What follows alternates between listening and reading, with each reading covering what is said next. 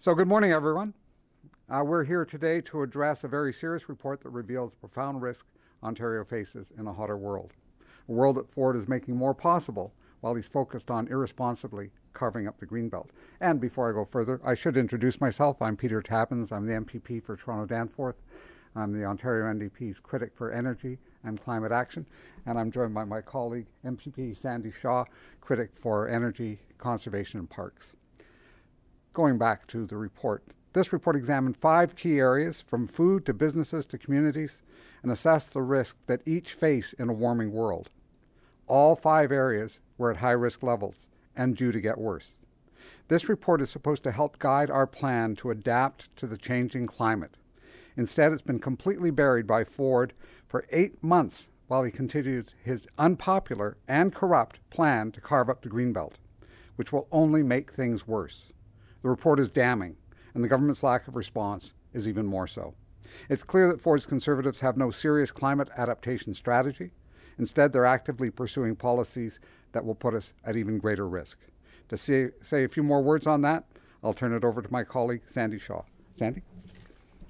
Thanks very much, Peter. You know, it's clear the Premier doesn't want people to know how dire the risk of climate crisis is to our health, our economy, and our property. He wants to continue his plan of carving up the Greenbelt, a plan that is making this crisis worse.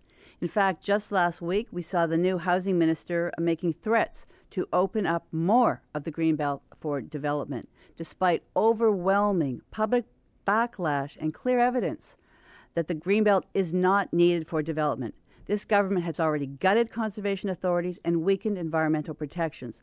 They slashed forest fire fighting budgets while the North is burning. Now they're distracted, only caring about how much money their donors will make as they race to pave over irreplaceable wetlands, farmlands, and floodplains on the Greenbelt. The report predicts massive agricultural failures, all while our grocery bills are already through the roof. The Conservatives' deliberate neglect puts everyone at risk. It means higher costs, higher insurance bills, higher energy rates, you name it. Ford's Greenbelt distraction is incredibly dangerous, and this report needs to be a wake-up call. We need to hear directly from Minister Piccini, the Minister of Environment. Why is he MIA and not responding to such an ominous report that we have before us today? I'll pass it back to Peter for closing remarks. Thank you, Sandy. This assessment makes it clear we need serious solutions for the climate crisis. We need a serious government, one that looks out for everyone, instead of wasting time carving up the Greenbelt and rigging the system to enrich their donors. The NDP are ready and willing to confront the seriousness of this challenge. Now is the time to take action. With that, we'll take any questions. Peter, this report, as I understand it, was completed in January. What do you make of the reasons why the government would have not released it then and been kind of quiet when they actually did publish it a few weeks ago? Well, I think this report sets out the stakes that are at play here in Ontario. We are facing substantial disruption to our economy, risk to people's lives and health. The government has not put forward a credible climate plan, so they have no steps in play that are actually going to make things better. In fact, their policies are taking us backward. This report says that the policies that they're pursuing put people in Ontario at risk, and it's an embarrassment for them. On top of that, I don't think they actually want to spend a lot of time or money on adaptation, and the quieter they can keep this report, the better.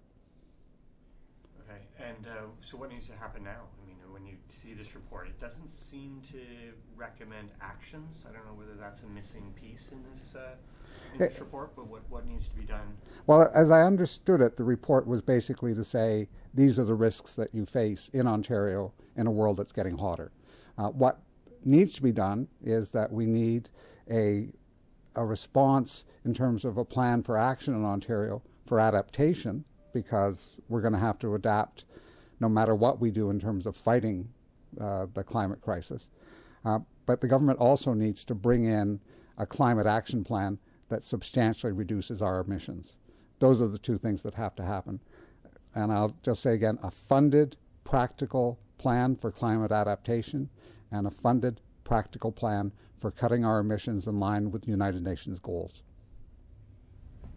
Just further to Mike's first question. So we know that this report was delivered to the government in January. A colleague of mine had actually asked in February when it was coming out, because by that time it was expected to have been delivered. He was told at that time that the expected timeline had been extended into 2023. This is February of this year, but that was after the report was delivered. Yes, so the committee. Yeah. What sort of weight do you put on that, if anything, or what's to glean from that information? Well, what I glean is they are not eager to have this information out there. I should say that I asked about this report twice in committee, and in the first committee hearing I was present at, the Deputy Minister would not commit to putting out the report, making it public before the next election. And the Minister of the Environment was also very reluctant to commit to any date when I talked to him in the estimates hearings. I think they just want this to go away. They want it to be ignored. They don't want people to think about it. They don't want it to be a public issue.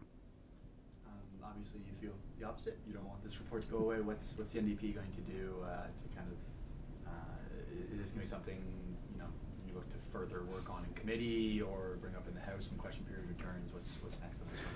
Well, we have to have a discussion within our caucus about precisely what we will do. But obviously, yes, we are going to be raising it in the legislature, and we're going to raise it outside the legislature as well. People deserve to know the risks that this government is posing to them. They need to know they have to push to protect themselves, their lives, their property, their health, and they need to push this government to bring in real climate action, both in terms of reducing emissions and protecting us from the impact of a hotter world. The overall message of the report, I mean, how would you characterize the extent of the threat and the seriousness of the threat that Ontario is under from climate change? Substantial and high right across the province and across the full range of business, people's life and health, our infrastructure, our flora, our fauna, our larger environment. I mean, if you look at that report, they note that the risk to people is very high over the next series of decades and centuries. And in fact, when you dive in, huge risk from extreme weather events, risk from heavy rainfall and floods. There are going to be substantial problems in terms of the price of food, because it's going to be harder to produce food in this province. They've said to us, we have a very difficult road ahead as the world gets hotter.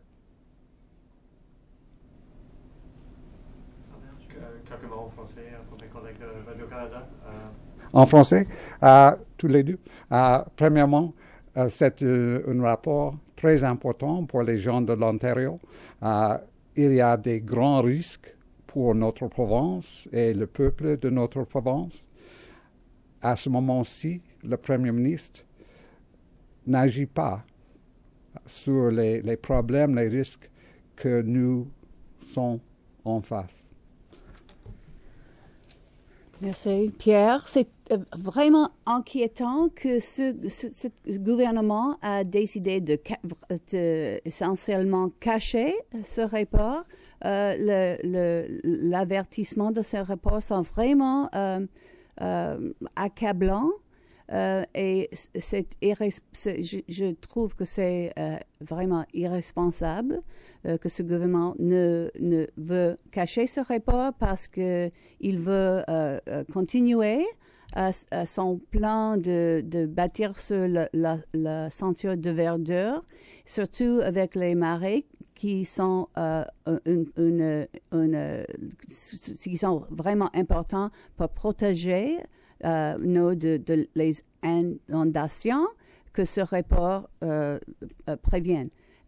Et aussi, finalement, je demande où est le ministre de l'Environnement. C'est un rapport au commencement de ce rapport dans la législature, il me reprend toujours, oh, nous avons une très bien rapport qui vient, il sera un rapport exceptionnel de la province, et nous voilà.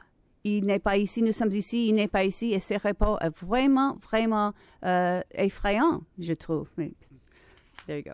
Le voilà. J'espère que ça marche. Oui. J'espère que ça va aller, mais... Other questions?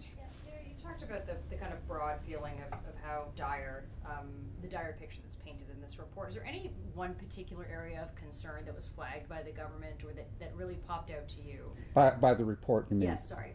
Can I say that there were two? Sure. And one was when you look at wildfire incidents, the incidence of substantial wildfire in Ontario is going to go up 2.5 to 5 times. We had a really bad summer this year. We can expect far worse summers in the future. Some people have said, some climate scientists have said, this may be one of the quietest, coolest summers that we'll experience in the next 30 years. And it was not a good year. And I think the other thing that was striking was that the vulnerability of people was rated as very high. The risks to health and life from extreme weather events, from flooding, really stood out in the report. And I think between wildfires generally and the impact on people, not just infrastructure, not just business or commerce, but the impact on people's lives and health were really, really striking in this report. I'd like to add, I agree with what Peter is saying. It's frightening. This is a truly frightening report. One of the things in this that is we need to take note of is the risk to agriculture. Yeah. In Ontario, agriculture is a $45 billion industry. And what we see is a government that continues to put prime agricultural land at risk by moving them into, by taking them out of the greenbelt and by expanding urban boundaries like in Hamilton. And we're losing approximately 320 acres of farmland every single day. This report shows that specialty crops are at risk. So if we look at areas like Niagara, the wine region, these are important industries, not just for our economy, but that feed us. And so I think we need to take note of our food security and the cost of food that will be challenged when we see some of the high risk ratings that we have in that industry. Other questions? Okay. Thank you very much. Appreciate your time.